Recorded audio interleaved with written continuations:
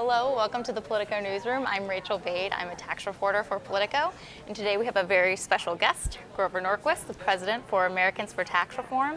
As you know, he is the keeper of the American Taxpayer Protection Pledge, which virtually every Republican has signed. Yeah. Pretty close, right? Yeah, 219 in the House. Well, of course he knows right off the top of his head.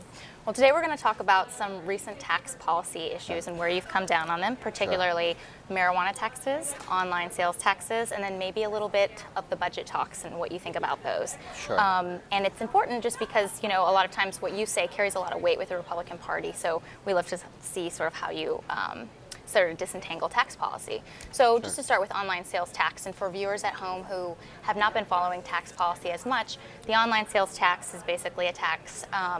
It's a piece of legislation currently moving through the House. It's stalled in the House, has been passed in the Senate, and basically what it would do is allow states to levy taxes on online retailers such as Amazon and eBay, and basically they would force them to levy taxes for people in their state who purchase things online, and they would keep the revenue.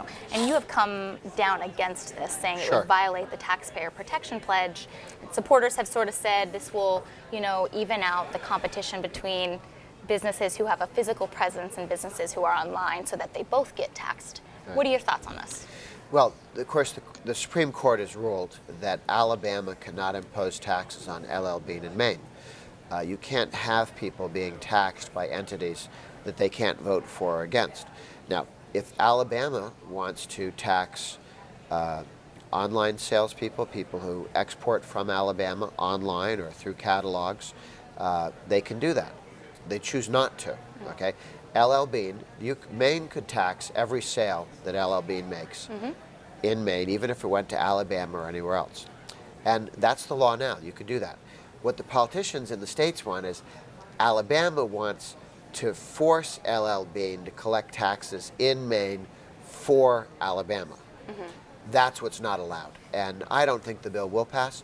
The only way it passed the Senate was by taking it away from caucus, not allowing the Finance Committee to have hearings, and just ramming it through. Organized labor likes this because they think this will raise more money for public sector unions. But I think it's a bad idea, and we don't need to do it to have complete equity on taxes. Every state can tax economic activity in their state, but you shouldn't be taxing people in other states. Okay, so if it was an online retailer that was based in the state, taxing that would be okay. You could tax their sales to other states. Okay. But only taxing the business in your state. Okay, I see. Yeah. And some people who are supporting this, obviously there are some Republicans who do support this notion, and they say that it is an enforcement issue. They say, you know, there are laws on the books that if you buy something online, say next week everybody's going to be on online buying things for Christmas right after Thanksgiving, saying that you're supposed to pay taxes on that. A lot of people are supposed to take those purchases and pay taxes. That people don't know they're supposed to do that, but they are. And so Republicans who support this notion have sort of said this is an enforcement issue. What do you think about that argument? Okay, if you have to change the law and you're going to collect more revenue because you changed the law, it sounds to me like you just raise taxes. And under common law, if you haven't collected a tax or haven't imposed something for years and years and years, you kind of lose the right to do that. You lose the legitimate power to do that. In point of fact, it's not a good idea to have Alabama auditing businesses in Maine or Oregon or California or imposing taxes on it. People should tax within their borders and leave everybody else alone. And the 50 states will get along better that way. It's how we do other things. It's how we should handle this situation. There's no need to do this. This is the third time we've had a panic that the sales tax was going to disappear. First was with catalogs. Then we had this years ago with online sales. It turned out not to be a factor. And then there was the argument in the 70s that we weren't going to have goods anymore. Everything would be a service, and you saw some states want to move towards taxing services. That turned out not to be a factor either. So there's an imaginary hope that some politicians have that they can tax people in other states who can't vote against them. So not going to happen in your opinion? I don't think so. Taxation without representation is a bad idea. We had a war over the subject with Britain. So he says. We're going to move to another and we won. lighter talk. We won. Yes, we did. And thank goodness for that. God bless the USA. Let's move to a lighter topic. marijuana taxes, actually. Yeah. So, as you know, Washington and Colorado have legalized marijuana a year ago, and Coloradans just recently voted to approve a 25% levy on marijuana. Much too high. Much too high. Well, a lot of reporters sort of came out and said, Americans for Tax Reform, Wilbur Norquist, big name, says it's okay to tax these sort of products. But you say this tax is too high. So talk about the fine line that states Sure. who are legalizing these products are going to be walking. 22 states allow medical marijuana to be sold. And the question is, if you legalize something like selling liquor on Sundays, which in many states was illegal 10 years ago and now is legal, taxing liquor sales on Sunday is not a tax increase. You've legalized an activity and taxed it just like you would anything else. So if you had a sales tax on goods and services in Colorado, and you had that sales tax on marijuana, which was illegal last year and legal this year, that's not a tax increase. Okay. That's the question I was answering when some press person called and said, is it a tax increase to legalize marijuana and have a tax applied to it? No, it's not. What happened in Colorado is they legalized it and had a tax applied when they legalized it, the way you would for any good or service or tobacco or something like that. And then the Democrats in the legislature wanted to raise the tax to 25%. They put that on the measure on the ballot, and it did pass. Right. But Americans for Tax Reform was very clear that we oppose that tax increase. We don't take a position on whether marijuana should be legal or not, but if it is legal, it should be taxed like other products, not having taxes raised again and again and again. Okay, interesting. Now, moving to the federal level, Sure. Not as an exciting topic, but the budget talks. But December 13th, the House and the Senate have until then to come up with an agreement to stop the sequester and replace it in some way, shape, or form. And obviously, the big thing that is halting, talks right now is taxes. Sure. Taxes, always taxes.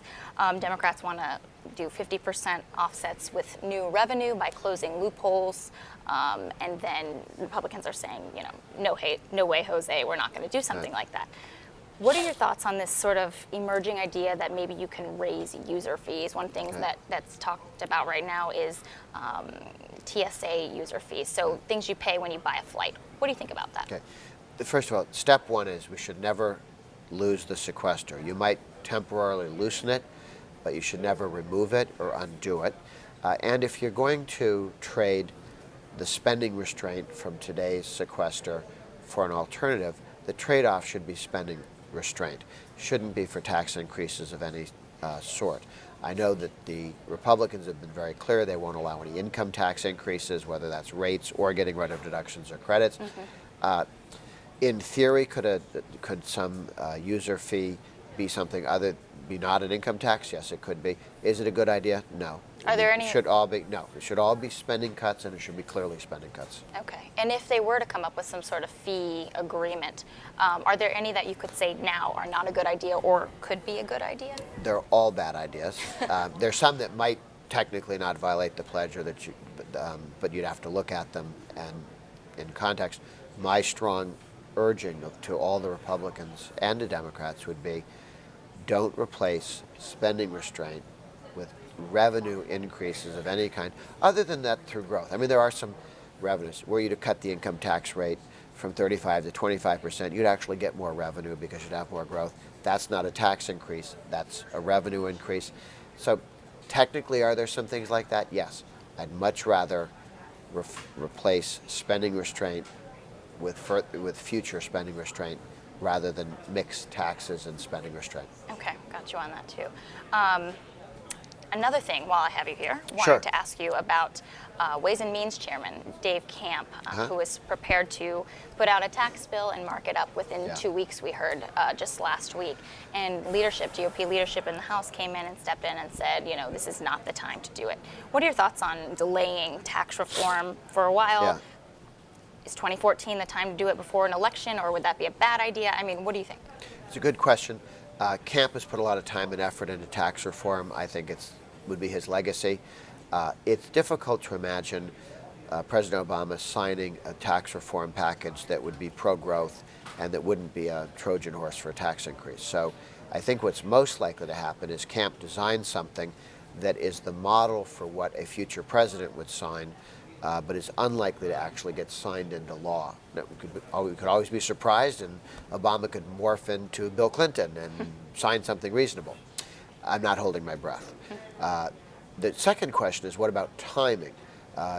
Whether it's immigration reform or tax reform, there's a very understandable sense that both of those should be set aside, not ignored, but not right now, because right now the country is having a tutorial on the problems with Obamacare. And anything that distracts from that would be a mistake until the country has learned what's really in Obamacare and how problematic it is and what we can do to fix it. After that's been wrestled to the ground, then we should look at Goodlatte's 5 parts to immigration reform on the House side and Camp's tax reform. Couldn't we see Republicans drag the Obamacare debate out for another few years? I mean, it seems to be going strong. It's been going strong for a while, and it's always been front and center in the House.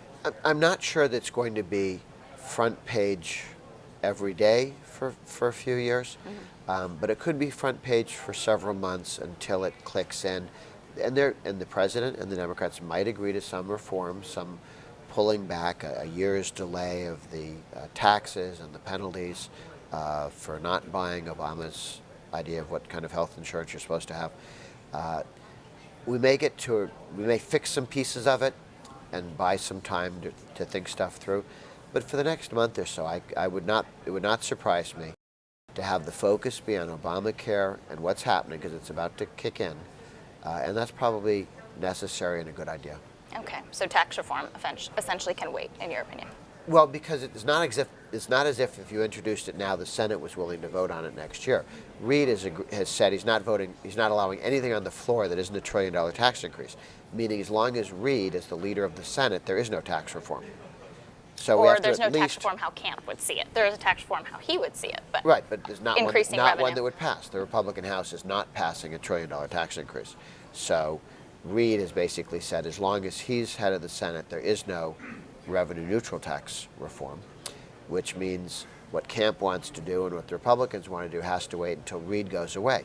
Now, he may be gone in a year and 2 months if the Republicans take the House and the Senate, as some people think is possible, and I certainly think is desirable. Then you might see some progress with the united Republican House and Senate. Until then, probably not. Okay, so we're on pause for now. Yeah. One last question for you before we say goodbye.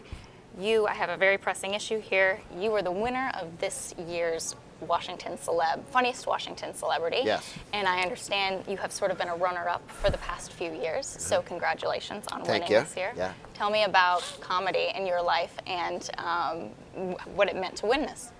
Sure, I've done stand-up for a number of years now and did well in the competition this year. Of course, funniest celebrity in D.C.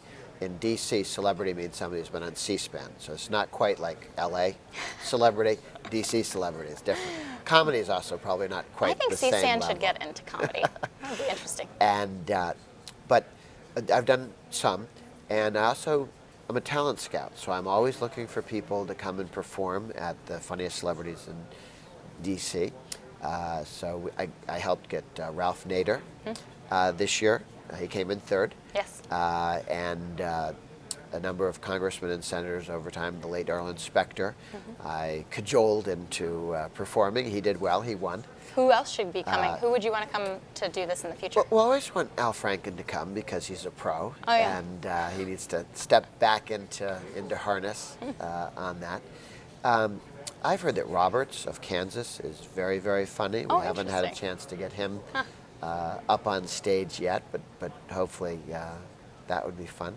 So there's a lot of hidden talent, and Pauly Shore, the comedian I was talking to the other day, and he's said that he would get me on stage at the Comedy Store in L.A. His mom runs the Comedy Store. Now, L.A. Comedy Store is like Mount Olympus for comedy. So I will be starting yesterday practicing and getting ready for sometime in the spring, getting out to the Comedy Store. And Louis Anderson, the comedian, was kind enough to give me some feedback on some of my material when we met out in Vegas, and I've just sent him some more, which he said he would be willing to look at. So you're going to potentially go west. Once Say at goodbye to least. Washington. At least once. Well, thank you for joining us on the show, and Sure. good luck in your talent comedy scouting. And we'll be talking tax reform in the meantime. Excellent. Thanks for tuning in.